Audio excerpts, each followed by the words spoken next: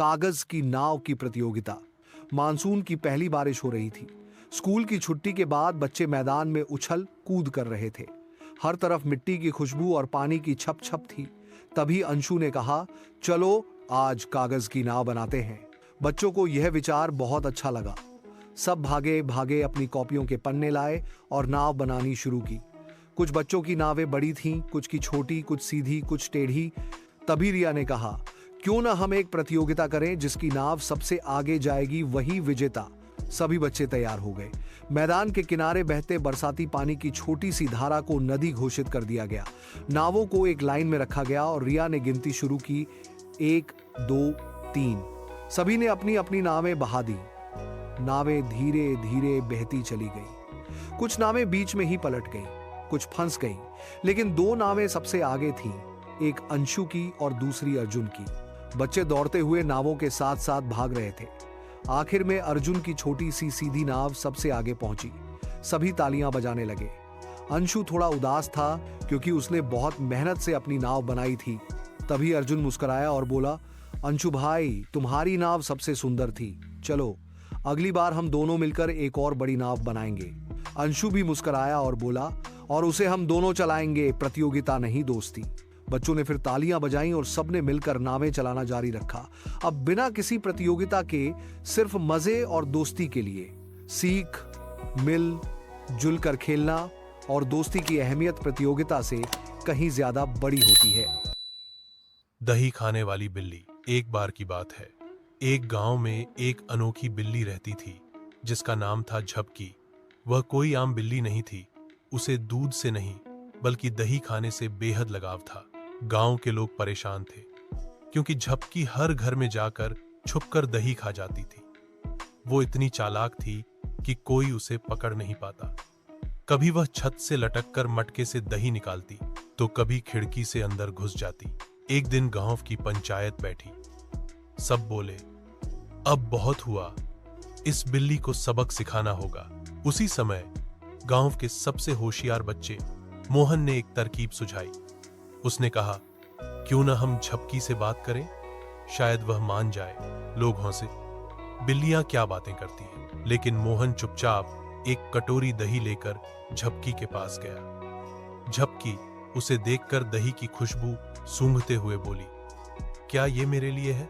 मोहन चौंका, अरे तुम तो सच में बोल सकती हो। झपकी मुस्कुराई, हाँ, लेकिन सिर्फ तब जब कोई दिल से मुझे दही दे। मोहन बोला, तुम हर किसी की दही चुरा कर खाती हो, ये गलत है। क्या तुम एक समझौता करोगी? झपकी ने पूछा। कैसा समझौता? मोहन बोला, तुम हर दिन एक ही घर जाओ और वहां दही का एक छोटा भाग लिया करो, लेकिन चोरी नहीं, प्यार से। झपकी मान गई। गांव वालों ने बारी बारी से झपकी के लिए दही रखना शुरू किया। बदले में झपकी उनके घर से चूहे भगाती और बच्चों को कहानियां सुनाती। अब गांव में सभी खुश थे। झपकी को रोज दही मिलता और गांव वालों को एक वफादार, समझदार बिल्ली सीख। जब हम दूसरों से बातचीत करके समाधान ढूंढते हैं तो बड़ा झगड़ा भी प्यार से सुलझाया जा सकता है। समझदारी और थोड़ी मिठास हर समस्या को हल कर सकती है। बहुत समय पहले की बात है। एक छोटा सा गांव था जो घने जंगलों के पास बसा था। उसी गांव में राहुल नाम का एक 8 साल का बच्चा अपने माता पिता के साथ रहता था। राहुल बहुत जिज्ञासु था। उसे नई नई जगहों की खोज करना बहुत पसंद था।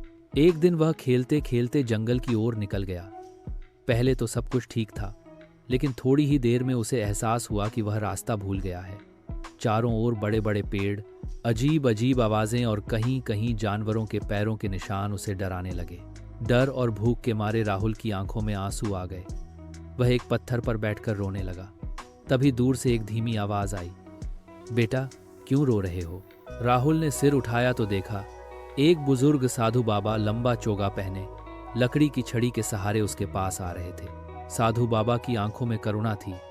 उन्होंने राहुल को प्यार से उठाया और कहा, डरो मत बेटा, आओ मेरी झोपड़ी में चलो, फिर रास्ता ढूंढेंगे। राहुल उनके साथ झोपड़ी तक गया। वह झोपड़ी बहुत साधारण थी, लेकिन बहुत शांत और सुरक्षित लगी। बाबा ने उसे गर्म दूध और रोटी दी। राहुल का डर थोड़ा कम हुआ। फिर साधु बाबा ने पूछा, तुम्हें क्या पसंद है? राहुल बोला, मुझे कहानी सुनना बहुत पसंद है। बाबा मुस्कुराए और बोले, ठीक है, लेकिन हर कहानी एक सीख देती है। उन्होंने राहुल को एक कहानी सुनाई जिसमें एक बच्चा अपने साहस और समझदारी से जंगल में खुद को बचाता है। कहानी सुनते सुनते राहुल को लगा कि वह भी डर को जीत सकता है। अगले दिन सुबह साधु बाबा ने राहुल को जंगल के उस रास्ते तक पहुंचाया जो गांव की ओर जाता था।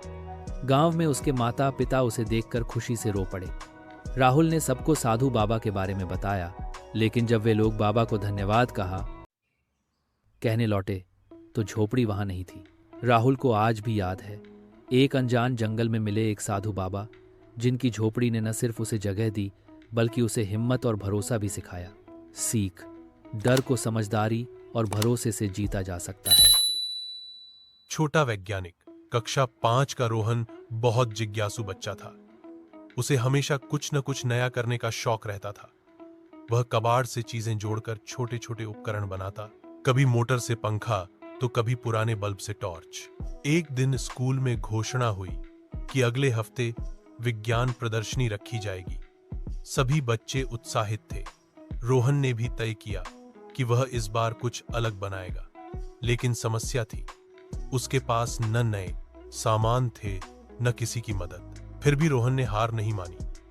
उसने अपने घर की टूटी घड़ी, खाली बोतलें, पुराने खिलौनों की मोटर और मम्मी के काम न आने वाले डिब्बों को जमा किया। 2 दिन तक वह अपने कमरे में चुपचाप काम करता रहा। सब सोच रहे थे कि वह शायद कुछ बना ही नहीं पाएगा। आखिर प्रदर्शनी का दिन आ गया।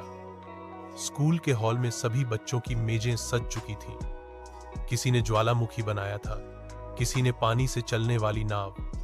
रोहन चुपचाप अपनी जगह खड़ा था।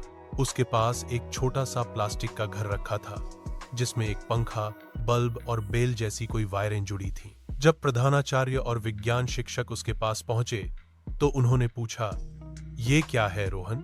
रोहन ने मुस्कुराते हुए कहा, सर, ये एक सोलर स्मार्ट होम है। यह दिन में धूप से चार्ज होता है और रात में बल्ब जलाता है। साथ ही यह गर्मी में पंखा चलाता है और पानी की बर्बादी रोकने के लिए सेंसर देता है। जज हैरान रह गए। उन्होंने पूछा, तुमने ये सब कहां से सीखा? रोहन बोला, यूट्यूब वीडियो और पापा की पुरानी किताबों से। अंत में जब परिणाम घोषित हुआ तो रोहन को सर्वश्रेष्ठ नवाचार पुरस्कार मिला। सभी बच्चे उसकी तालियां बजा रहे थे।